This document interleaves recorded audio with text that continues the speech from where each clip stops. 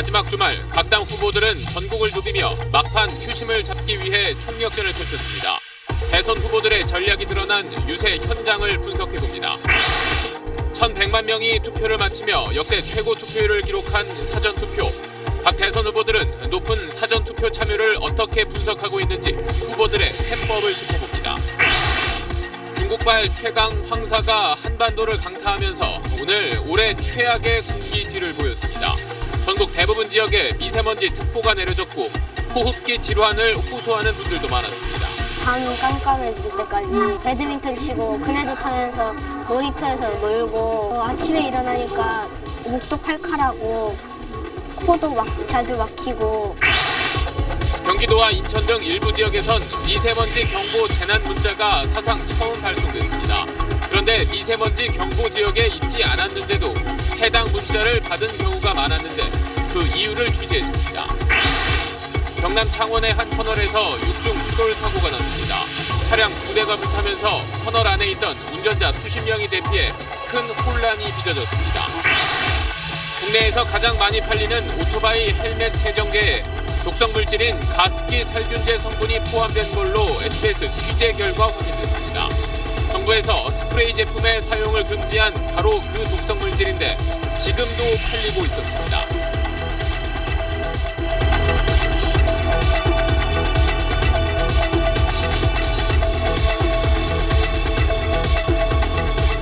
에너지를 쓰던 자동차가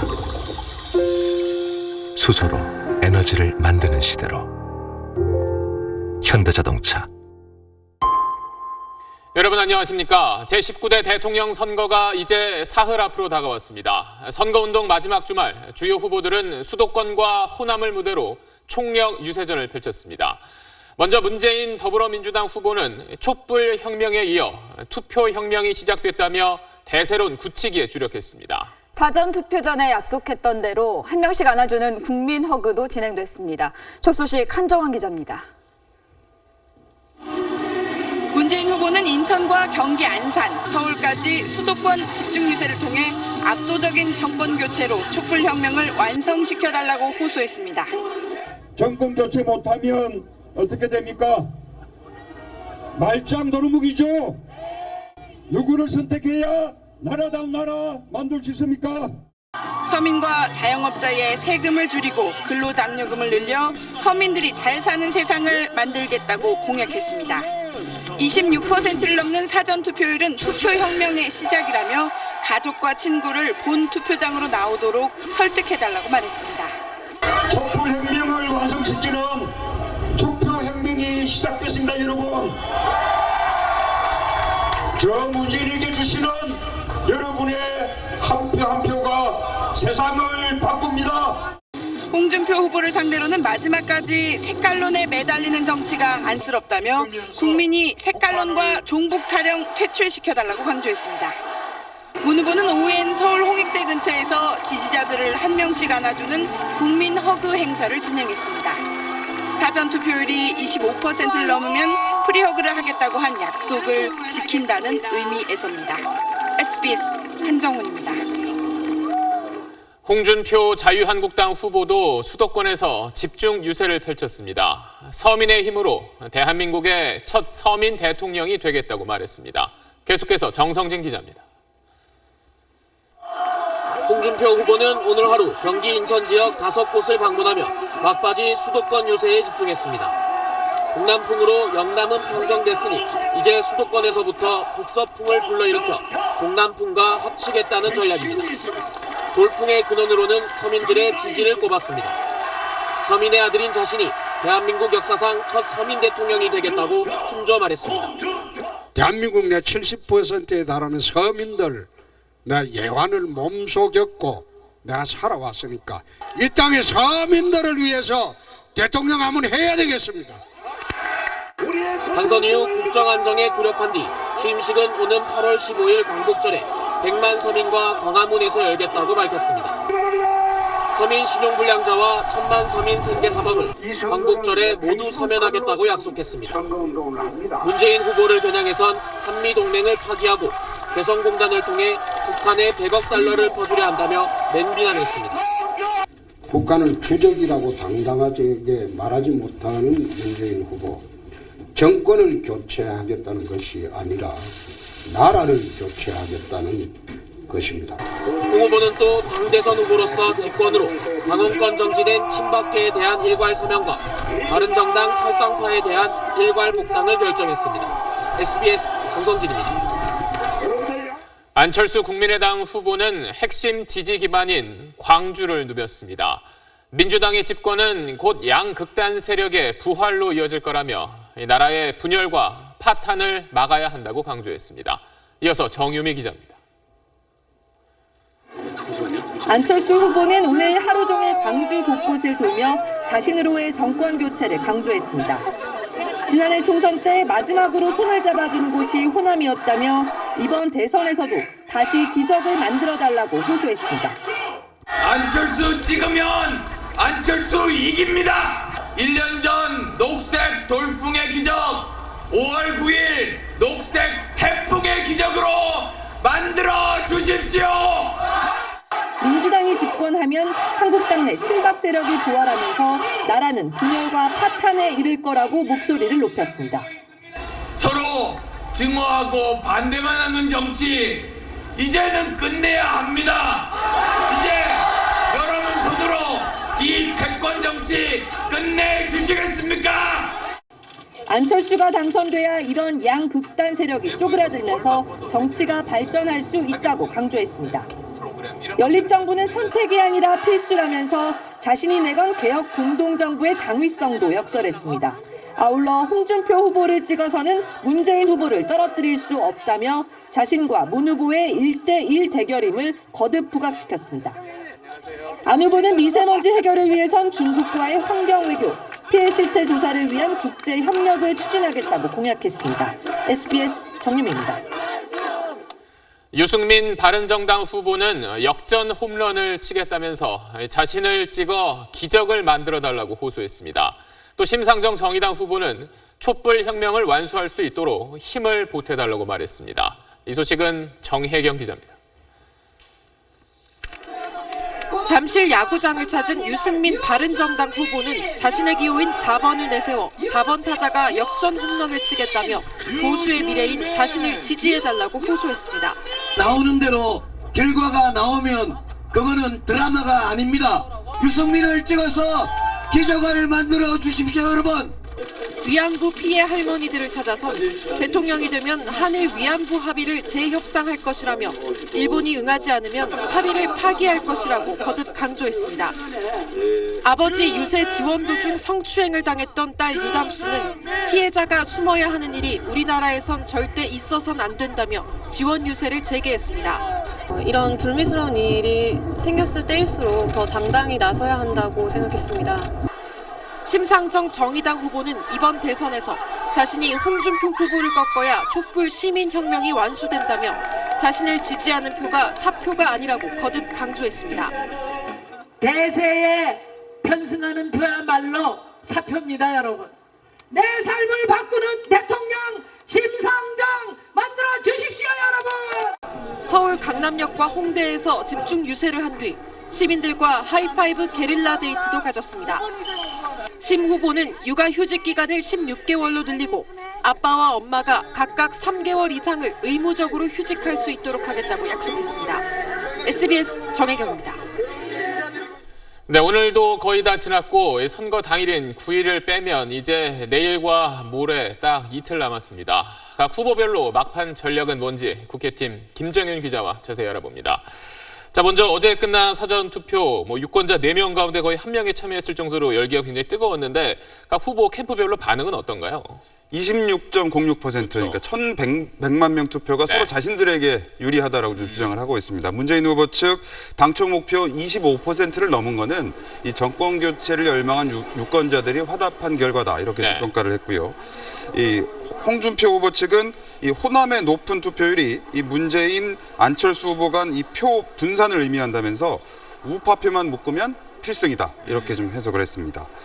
안철수 후보 측도 이 사전 투표율로 추정해 볼 때 호남에서 6대4 정도로 문 후보에 비해서 우위를 점한 걸로 이렇게 본다라고 좀 평가를 했고요. 유승민 후보 측은 이 유 후보의 보수 개혁론에 화답하는 젊은 보수층이 대거 유입이 됐다. 그리고 심상정 후보 측은 미래 없는 현실에 절망한 젊은 유권자들의 선택이라고 분석을 했습니다. 일단 뭐 자기 캠프에 다 유리하다고 일단 해석은 했는데 그렇습니다. 자 이제 일요일과 월요일 이틀 남았는데 마지막 이틀 후보들 어디 쪽에 좀 중점을 둘까요?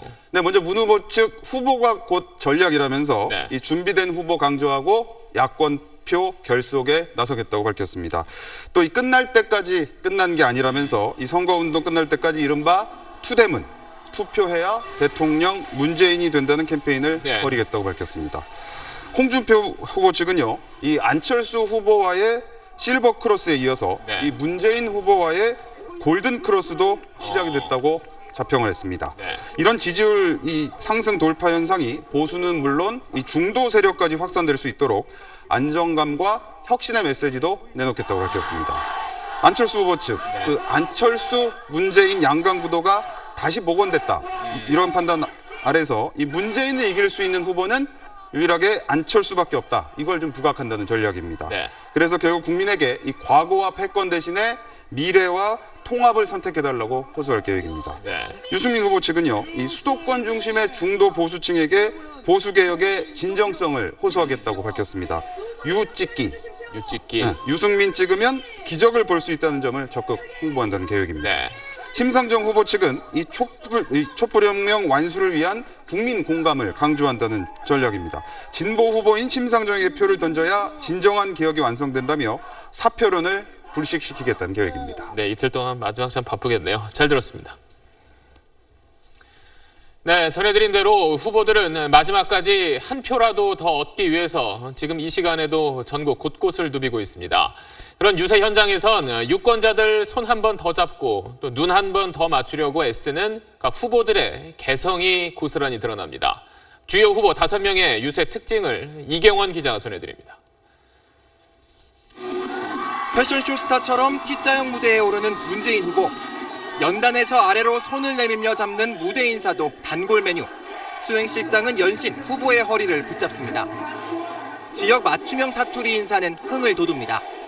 부산이 진짜 힘이 좋네요. 그려 문재인으로 혀. 자인도 반갑습니다. 유명 가수의 공연장 같은 축제형 유세입니다.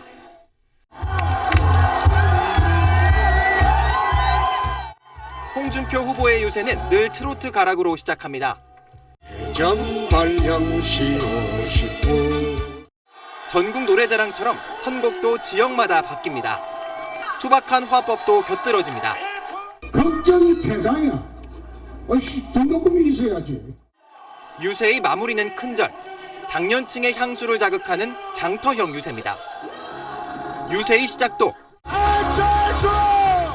유세의 끝도 미래를 여는 첫 번째 대통령 되겠습니다. 승리의 V자 두 팔 번쩍 안철수 후보의 강철수 유세입니다. 자신의 유행어를 섞어 분위기를 띄우기도 합니다. 유행어가 된 말이 있습니다. 개혁의 적임자 누굽니까? 이틀 전부터는 배낭 하나를 맨 채 뚜벅이 유세로 변신했습니다. 유승민 후보의 유세는 늘 시간이 예정보다 길어지는 게 특징. 연단에 오르기 전 사진 찍느라 악수하느라 한참을 인파 속에 머뭅니다. 유승민!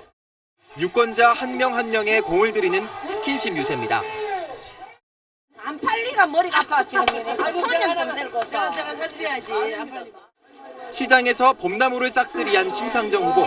말없이 안아주고 눈물을 닦아주는 공감형이 특징입니다. 기호를 상징하는 하이파이브로 신바람을 내는 일도 잦아졌습니다. SBS 이경원입니다. 오늘 오후 3시쯤 강원 대관령 인근에서 발생한 산불이 강풍을 타고 빠르게 번지고 있습니다. 아직도 불을 끄지 못하고 있는데 영동 고속도로와 인근 일부 구간을 지나시는 분들은 통제되어 있으니 주의하셔야겠습니다. 한세영 기자입니다. 산봉우리 사이에서 시커먼 연기가 치솟아 오릅니다. 강릉시 성상면 어흘리 야산에서 산불이 난 건 오늘 오후 3시 반. 산불은 강한 바람을 타고 순식간에 동해고속도로 근처까지 번졌습니다. 고속도로는 연기로 뒤덮였고 경찰은 오후 5시 40분부터 북강릉 IC에서 남강릉 IC까지 25km 구간을 전면 통제했습니다. 산림당국은 만일의 사태에 대비해 인근 6개 마을 주민 300여 명을 근처 초등학교로 긴급 대피시켰습니다.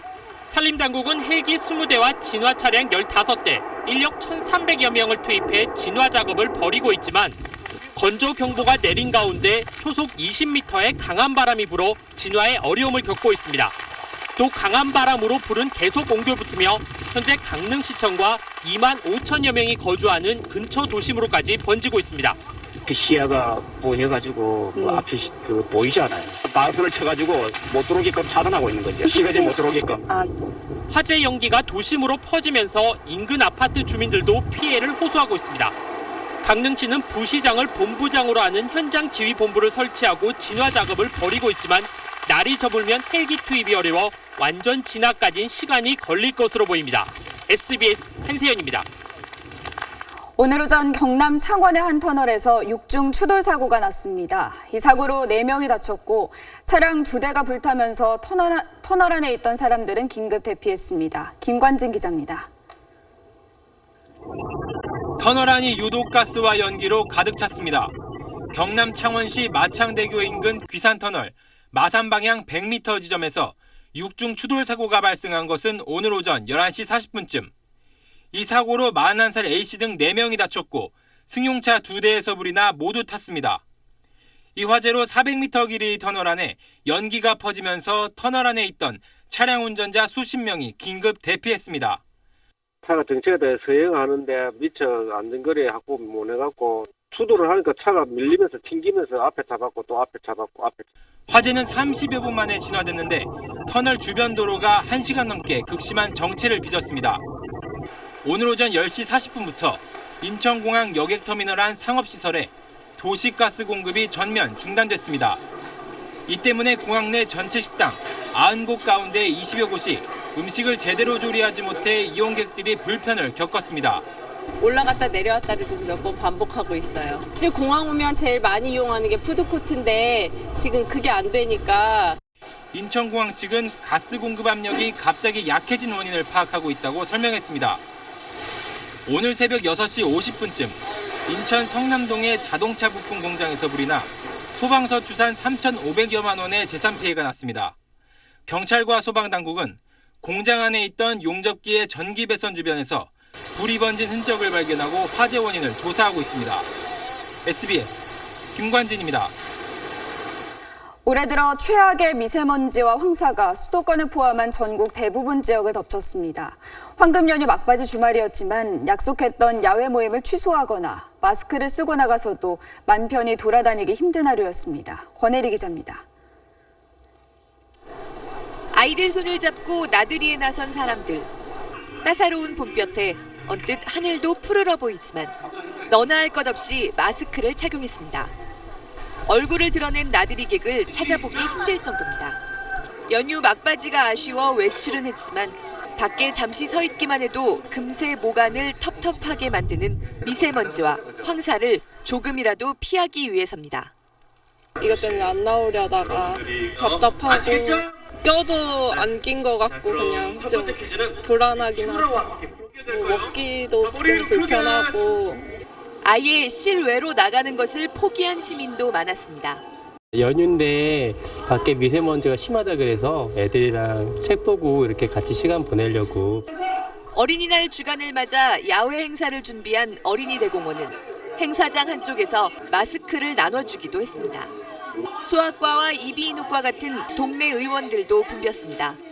곳곳에 미세먼지 농도가 걸핏하면 나쁨 수준으로 치솟았던 연휴.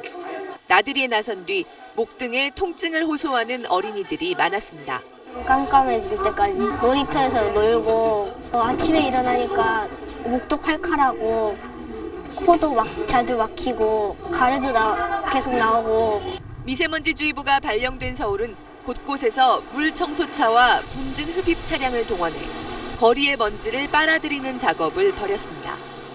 SBS 권혜리입니다. 앞서 보신 것처럼 중국발 황사가 한반도를 강타하면서 올해 최악의 공기질을 기록했습니다. 전국 대부분 지역에 미세먼지 특보가 내려졌는데 내일까지 계속된다고 하니 주의하셔야겠습니다. 이어서 유병수 기자입니다. 하늘은 파랗고 구름도 선명합니다. 하지만 자세히 보면 멀리 있는 건물과 산은 희뿌연 먼지로 덮인 모습입니다. 바람을 타고 넘어온 입자가 굵은 중국발 황사가 전국을 뒤덮은 겁니다. 서울의 미세먼지 농도는 오늘 새벽 2시 세제곱미터당 338 마이크로그램으로 최고점을 찍었고 종일 200 마이크로그램 내외를 유지했습니다. 환경부의 미세먼지 연평균 기준치인 50 마이크로그램의 4배 이상을 계속 넘으며 올 들어 최악의 대기질을 기록했습니다. 인천과 경기, 대전, 경북 등 모두 13개 권역의 미세먼지 경보가, 서울을 비롯한 그 밖의 대부분 지역엔 미세먼지 주의보가 발효됐습니다. 하늘은 파란데 눈이 계속 아프니까 이거 보기보다 심하구나 그런 생각이 들어요. 몽골 고비 사막과 중국 내이멍구 지역에선 지금도 황사가 발원하고 있어 당분간 국내 영향은 불가피할 전망입니다. 거기서 황사가 발원을 하게 되면 기류 자체는 우리나라로 들어올 수밖에 없는 기류라서 오늘, 내일, 모레까지도 우리나라에 영향을 미칠 가능성이 높습니다. 기상청은 미세먼지가 기관지를 거쳐 폐에 흡착돼 각종 폐질환을 유발할 수 있는 만큼 실외 활동을 자제할 것과 불가피하게 외출할 땐 꼭 마스크를 착용할 것을 권고했습니다. SBS 유병수입니다.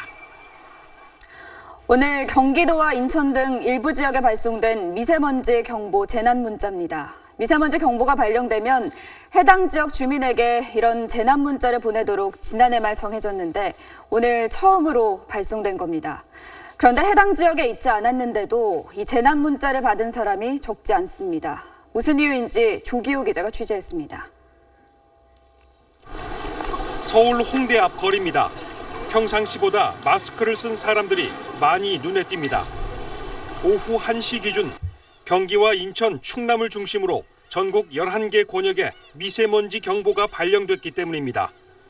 이 지역에 살거나 머무르고 있는 사람들에겐 오늘 미세먼지 재난 문자가 발송됐습니다. 미세먼지와 관련해 재난 문자가 발송된 건 처음입니다.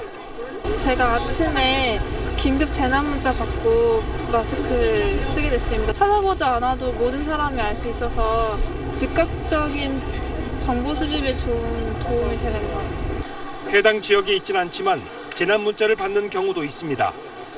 미세먼지 주의보가 발령된 서울에는 경보는 발령되지 않았지만 경기도에서 보낸 문자를 받은 사람들이 많았습니다. 재난 문자는 이동통신사 기지국을 통해 그 지역 안에 있는 사람들의 휴대전화로 발송되는데 전파가 미치는 곳에 있으면 문자가 전송되기 때문입니다.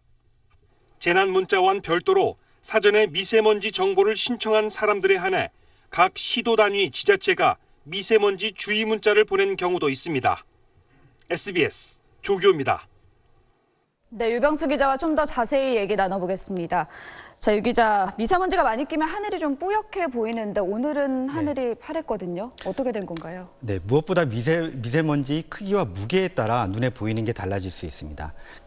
미세먼지의 크기가 매우 작고 무게가 적게 나가는 초미세먼지는 많을수록 촘촘하게 빛을 가리기 때문에 가시거리가 줄고 햇빛도 잿빛처럼 보이는 겁니다. 그런데 이제 황사는 거기에 비해서 초미세먼지에 비해서 크기가 크고 무게가 많이 나가는 대신 알갱이 숫자가 훨씬 적습니다. 그 사이로 많은 빛이 투과하기 때문에 청명하게 보이는 겁니다. 이게 대부분 몽골과 중국 북부에서 왔다고 하던데 그렇다면 중국의 오늘 상황은 어땠나요? 네, 오늘 중국은 지역에 따라 상황이 많이 달랐습니다. 이번 황사는 지난 2일하고 3일 몽골하고 중국 북부에서 이제 대규모로 발현한 황사 때문인데요. 네. 이 황사가 남쪽으로 남하하면서 중국 베이징에 그제와 어제 이제 재난 수준의 이제 공기 오염을 불러일으켰고요. 그 황사가 다시 남하하면서 오늘은 중국 안후이와 산둥을 휩쓸고 있습니다. 오히려 오늘은 베이징이 천명했다고 합니다. 그런데 이제 지금도 몽골하고 중국 북부에는 황사 발원이 계속되고 있어서 우리나라도 당분간은 이 상황을 계속 주시해야 될 필요가 있습니다. 네, 나갈 때 꼭 마스크 끼고 나가야겠네요. 잘 들었습니다. 네, 국내에서 가장 많이 팔리는 오토바이 헬멧 세정제입니다.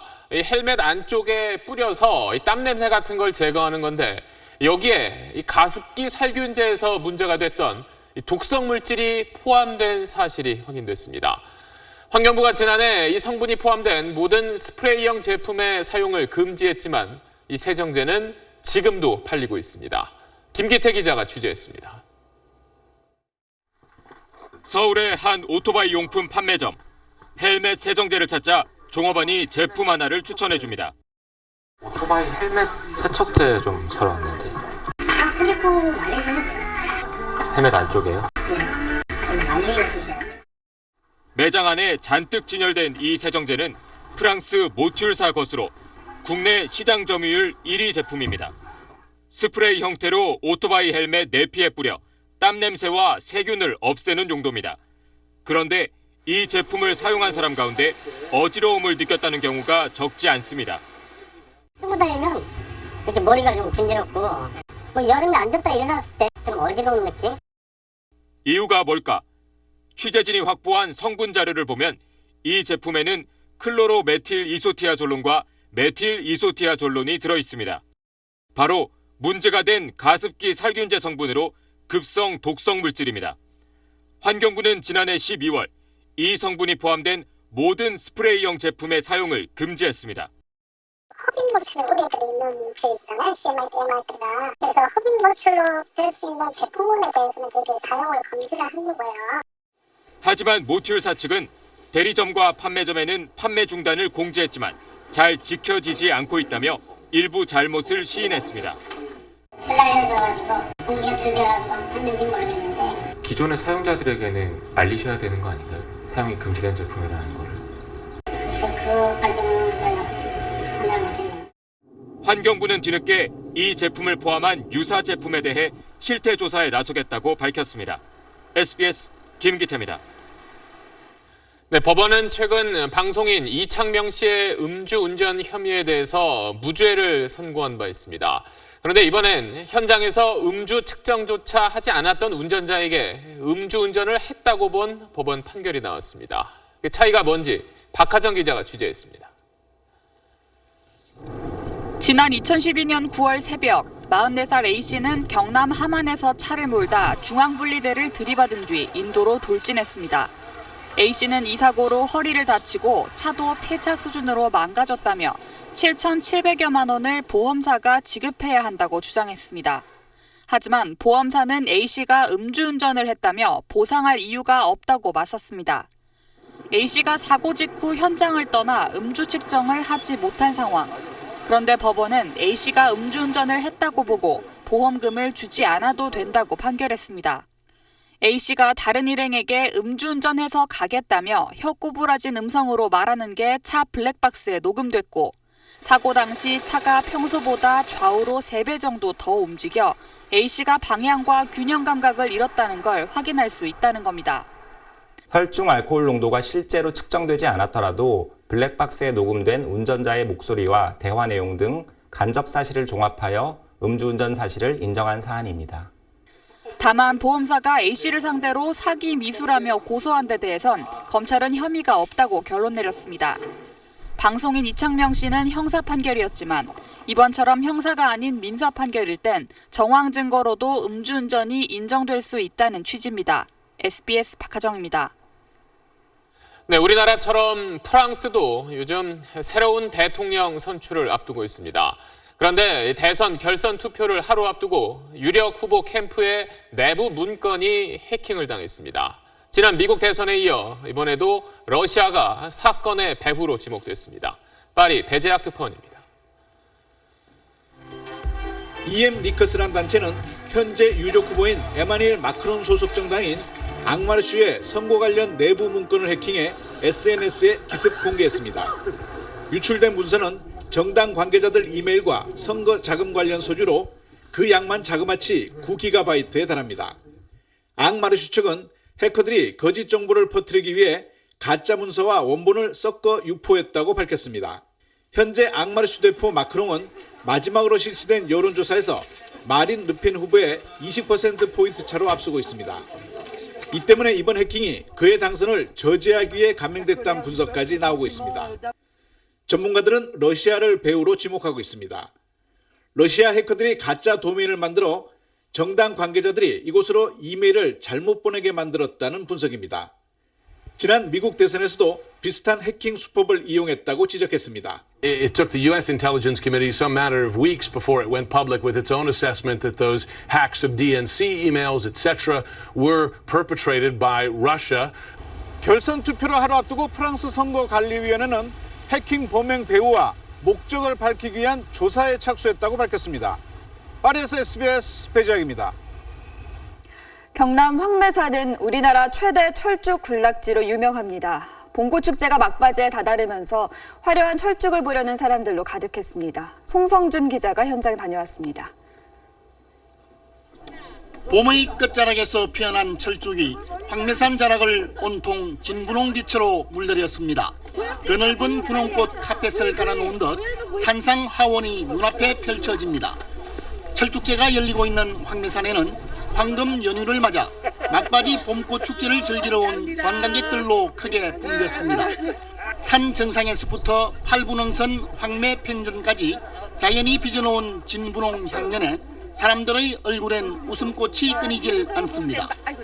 오솔길을 따라 탐스럽게 피어난 철쭉을 보며 봄 향기에 채보기도 하고 기념 사진을 찍으며 추억을 간직해 봅니다. 가족들하고 연휴 맞아서 여기가 유명하다고 해서 왔는데 철쭉도 잘 펴져 있고 이래가지고 기분이 또 활짝 핀 마음입니다. 5월 가정의 달을 맞아 가족 단위의 관광객들이 많이 찾았습니다. 지난달 30일부터 시작된 황매산 철쭉제는 이번 연휴 기간 절정을 이룬 뒤 14일까지 이어집니다. 매화축제와 산수유 축제, 벚꽃축제와 유채꽃 축제에 이어 황매산 철축제를 끝으로 올 봄꽃 축제는 사실상 막을 내립니다. SBS 송선준입니다. 프로축구 K리그에서 제주의 돌풍이 거셉니다. 2경기 연속 4골씩 터뜨리는 화려한 공격 축구를 선보이며 선두를 달리고 있습니다. 서대원 기자입니다. 사흘 전 전북을 4대0으로 무너뜨리고 선두 자리를 빼앗은 제주는 오늘 상주와 경기에서도 거침없었습니다. 권용현이 전반에만 2골을 터뜨렸고 프랑스 출신 공격수 맨디가 후반 13분에 추가골을 뽑았습니다. 후반 42분에 나온 정훈의 이 장거리 프리킥 골이 압권이었습니다. 올 시즌 팀 득점 1위인 제주는 또 4골을 몰아치며 4대1로 이겨 선두를 지켰습니다. 포항은 서울에 짜릿한 역전승을 거뒀습니다. 대안에게 연속골을 내주고 2대0으로 끌려가다 후반에만 3골을 뽑았는데 브라질 용병 룰리냐가 만회골을 넣은 데 이어 후반 추가 시간에 멋진 결승골까지 터뜨려 영웅이 됐습니다. 유난히 경기 막판 짜릿한 승부를 많이 연출해 서울극장으로 불리는 FC 서울이 오늘은 이른바 극장골에 울었습니다. 2위 전북은 이동국과 김신욱의 골로 대구를 물리쳤고 울산은 수원을 2대1로 눌렀습니다. 프로야구에서는 3위 LG가 잠실 라이벌 두산을 꺾고 4연승을 달렸습니다. 공동 8위 간의 맞대결에서는 한화가 KT의 역전승을 거두고 2연승을 기록했습니다. SBS 서대원입니다.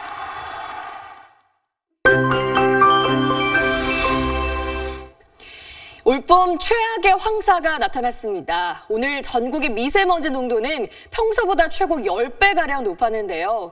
이번 황사는 내일까지 이어지면서 대기질은 계속 매우 나쁨 단계를 유지하겠습니다. 외출 후에는 개인 위생에 각별히 신경 쓰시기 바랍니다. 때이른 더위는 꺾였습니다. 오늘 서울의 최고 기온이 19.3도에 그쳤는데요. 내일은 오늘보다는 기온이 조금 더 올라서 서울 낮 기온 23도, 대구는 28도 예상됩니다. 현재 내려진 특보 현황을 보시면 강원도 곳곳으로는 강풍특보가, 중부와 경북 지방엔 건조특보가 이어지고 있습니다. 내일도 하늘 표정 자체는 전국이 맑겠습니다. 중부지방의 한낮 기온은 25도 안팎까지 오르겠고요. 남부지방에선 영남을 중심으로 30도 가까이 오르는 곳이 많겠습니다. 대선 일에는 전국에 비 소식이 있습니다. 날씨였습니다. 네, 토요일 8시 뉴스 여기서 마치겠습니다. 고맙습니다.